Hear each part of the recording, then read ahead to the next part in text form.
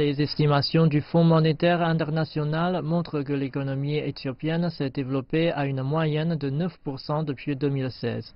Mais malgré la croissance, le secteur des exportations du pays est en difficulté. Les recettes des produits éthiopiens clés comme le café, les graines oléagineuses et le cuir ont chuté ces dernières années en raison des faibles prix des matières premières dans le monde. Pour l'économiste James Wakiaka, la dévaluation du birr intervient à temps.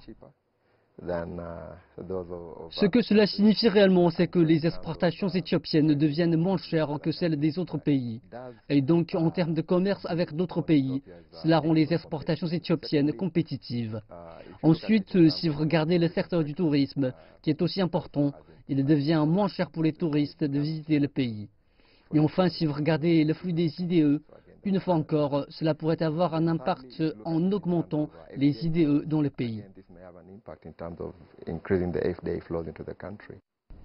Un dollar américain sera échangé contre 26,9 birr contre 23,4 auparavant.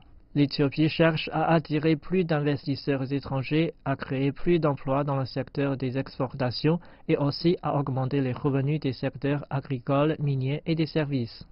Mais cela n'est pas une bonne nouvelle pour les importateurs qui devront à présent payer plus pour amener leurs produits. Une pénurie de devises étrangères dans le pays est déjà en train d'affecter les industriels et constructeurs locaux. C'est très mauvais car cela fera que l'injustice continuera.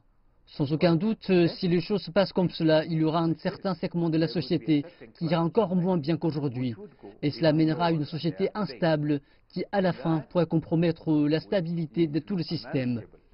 Les clients ici ont besoin d'être préparés à payer plus pour certains produits et services et l'inflation n'est pas la seule en cause. Les effets inflationnistes, mais aussi les salaires. Je pense que cela signifie que vous aurez une valeur bien plus faible pour le même panier de biens et services. Et donc, oui, ils sont impactés.